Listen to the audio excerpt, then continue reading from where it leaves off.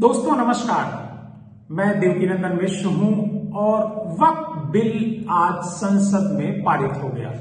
पहले यह बिल लोकसभा से पारित हुआ और आज राज्यसभा से पारित हुआ। लोकसभा में रात को 12 बजे तक कार्रवाई चलती रही। वक्फ बिल पास हो गया। वक्फ बिल जब से लाया गया है 1954 के बाद ये तीसरी बार संशोधन किया गया है। बिल में संशोधन होते रहते हैं। जो भी बिल संसद पास करती है उसमें संशोधन होना एक बड़ी स्वाभाविक सी प्रक्रिया है, यह होता ही रहता है। लेकिन आखिर इस वक्फ बिल को लेकर के मुस्लिम समुदाय के लोग खफा क्यों हैं? आखिर क्या ऐसा बदलाव किया जा रहा है जिसकी वजह से मुस्लिम समुदाय को यह बिल रास नहीं आ रहा है? मैं आपको एक एक करके बताऊंगा। मैं 4 बिंदुओं पर आज के इस प्रोग्राम में चर्चा करूंगा। वक्फ बिल जो पास किया गया है, जिसके बारे में सरकार कह रही है कि इससे गरीब मुसलमानों का भला होगा, क्या ऐसा होगा? इसके अलावा जो पहले पास था बिल, जो वक्फ बिल था, उससे क्या गरीब मुसलमानों का भला होता था या नहीं होता था? इसके साथ साथ हम ये भी बताएंगे कि वक्फ के पास आज की तारीख में क्या क्या है। हम ये भी बताएंगे कि आखिर वक्फ कहां से आया। लेकिन इन सारे मुद्दों पर चर्चा करने से पहले सबसे पहले मैं उन आपत्तियों की बात करूंगा जो मुस्लिम समाज को स्वीकार्य नहीं है इस बिल की। दरअसल मुस्लिम समाज का यह कहना है कि ये जो क्लास लाया गया है, क्लास डाला गया है कि इसमें 2 नॉन मुस्लिम मेंबरान होंगे जो वक्फ बोर्ड होगा, चाहे वो स्टेट में हो या फिर नेशनल लेवल पर जो एक परिषद बनी हुई है, उसमें जो नॉन मुस्लिम्स का एंट्री कराई गई है वो सही नहीं है। मौलानाओं का कहना है कि इससे एक मुस्लिम समुदाय को, जो धार्मिक आधार पर ये हमने बनाया है, वक्फ जो हमारी बनी हुई है, इसमें दूसरे समुदाय के लोगों की एंट्री सही नहीं है। इस सवाल वो करते हैं कि क्या हिंदुओं के किसी ट्रस्ट में, हिंदुओं के किसी मंदिर के ट्रस्ट में क्या कोई दूसरे समुदाय का व्यक्ति शामिल होता है जो मुस्लिम समुदाय के वक्फ में हिंदू या और किसी उसके व्यक्ति को शामिल किया जाए? दूसरी जो वो है कि वक्फ पहले क्या होता था कि कोई भी व्यक्ति वक्फ कर सकता था, मतलब एक हिंदू भी वक्फ कर सकता था मुस्लिम समाज के लोगों के लिए। लेकिन अब एक पाबंदी लगा दी गई है। पाबंदी ये लगाई गई है कि अगर कोई व्यक्ति वक्फ करना चाहता है तो 5 साल उसे मुस्लिम होना अनिवार्य है। मतलब अगर कोई हिंदू वक्फ करना चाहता है तो सबसे पहले उसे 5 साल का ये प्रमाण देना पड़ेगा कि वो मुस्लिम समुदाय से आता है। मतलब जो हिंदू हैं वो अपनी प्रॉपर्टी को वक्फ नहीं कर सकते हैं, मतलब मुस्लिम समुदाय के किसी भी चैरिटी में वो शामिल नहीं हो सकते हैं। इस पर भी ऐतराज है। मुस्लिम समुदाय का एक ऐतराज और है। मुस्लिम समुदाय का यह कहना है कि ये जो वक्फ की हियरिंग है, इसमें पावर जो है ज्यादा दिया जा रहा है डिस्ट्रिक्ट मजिस्ट्रेट को। बहरहाल ये तो आपत्तियां आती रहती हैं, लेकिन जो सबसे बड़ा सवाल है कि क्या वक्फ बिल से गरीब मुसलमानों का भला होगा? अब इसको समझने के लिए सबसे पहले आपको यह समझना पड़ेगा कि आखिर वक्फ के भीतर है क्या। दरअसल वक्फ के भीतर मस्जिदें हैं, कब्रिस्तान हैं, दरगाह हैं, मदरसे हैं, यतीम खाने हैं, स्कूल हैं।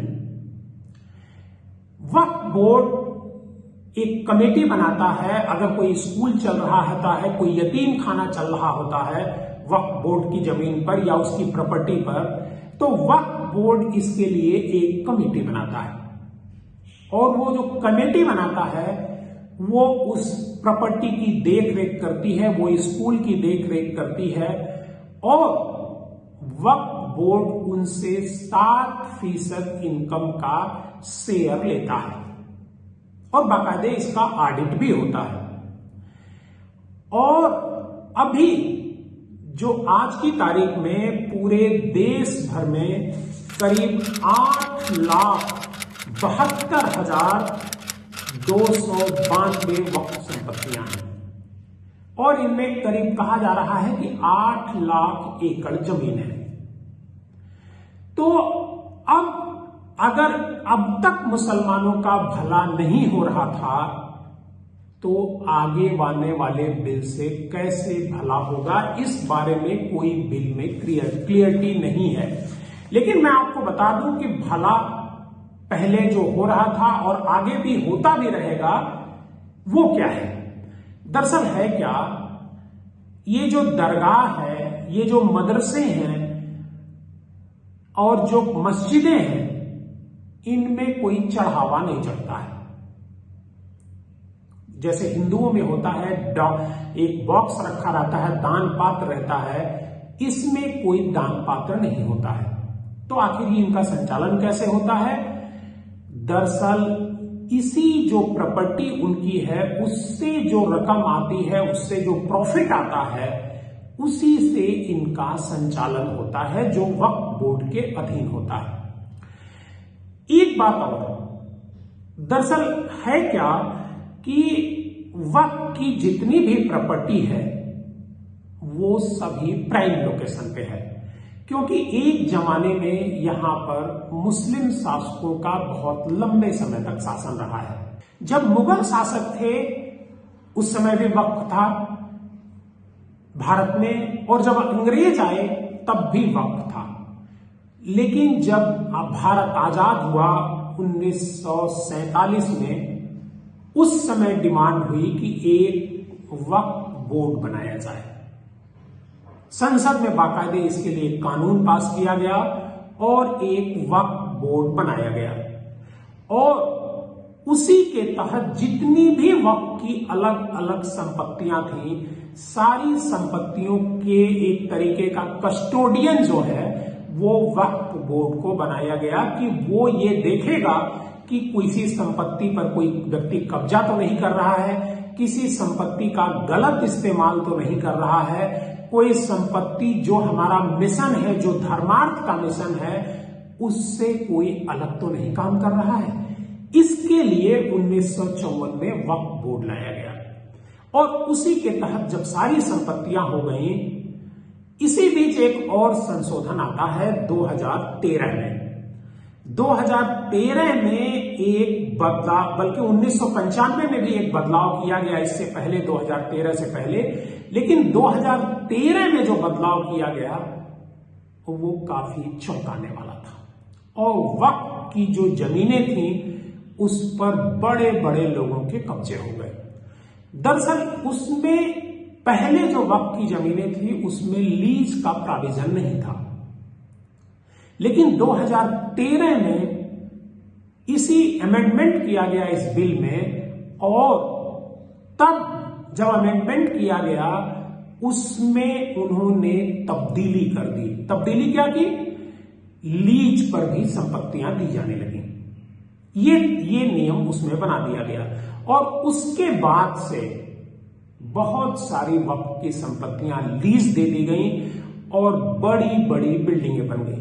कहने वाले तो यहां तक कहते हैं कि कनॉट प्लेस दिल्ली में लुटियंस जो उनकी बहुत सारी संपत्तियां वक्फ को दे दी, लीज पर दे दी गई, बड़े बड़े बिल्डर्स को, बड़े बड़े नेताओं को, अधिकारियों को, और इसके साथ साथ लखनऊ में भी बहुत सारी संपत्तियां वक्फ की लीज पर दे दी गई। अब ये जो वक्फ का मतलब क्या होता है मैं आपको ये भी बताना चाहूंगा। दरअसल वक्फ अरबी भाषा का एक शब्द है और ये वकुफा शब्द से बना हुआ है।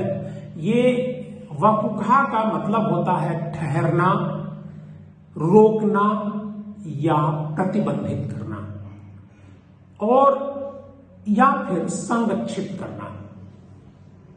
मतलब वक्त में जो भी प्रॉपर्टी आएगी उसको संरक्षित करने का काम ये वक्फ बोर्ड करता है।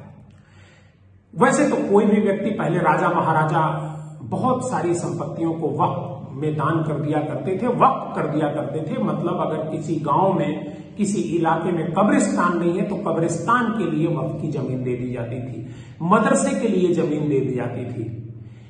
एक वक्फ और होता है, एक वक्फ होता है वक्फ अल औलाद। वक्फ अल औलाद के बारे में हो सकता है आप जानते हो, लेकिन मैं आपको इसके बारे में बताना चाहता हूं। दरअसल ये भी एक अरबी शब्द है।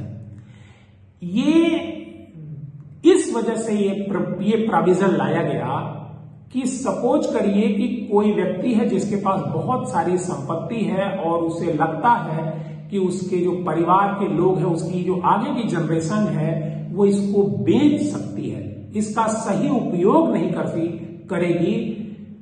ऐसे में इसको जो है वो लोग अपनी जो प्रॉपर्टी होती है वो वक्फ अल औलाद कर देते हैं। वक्फ अल औलाद का मतलब ये हुआ कि उनके जो परिवार के मेंबर हैं वो इस प्रॉपर्टी से इनकम तो जनरेट कर सकते हैं, लेकिन इसको आगे कभी बेच नहीं सकते हैं। बहुत सारी प्रॉपर्टी ऐसी भी वक्फ के पास है, लेकिन इस पर वक्फ का कोई नियंत्रण नहीं होता है, क्योंकि उसका जो मुतवल्ली होता है वो मुतवल्ली होता है उनके परिवार का ही सदस्य, और वही ये फैसला लेता है कि उसको ये जमीन क्या करनी है। लेकिन वक्फ के सारे नियम ऐसी जमीनों पर भी लागू होते हैं। तो अब ऐसे में सवाल ये उठता है कि ये जो नया कानून आया है, इस कानून से क्या गरीबों का भला होगा? पहले अगर गरीबों का भला नहीं हुआ तो अब गरीबों का भला कैसे होगा?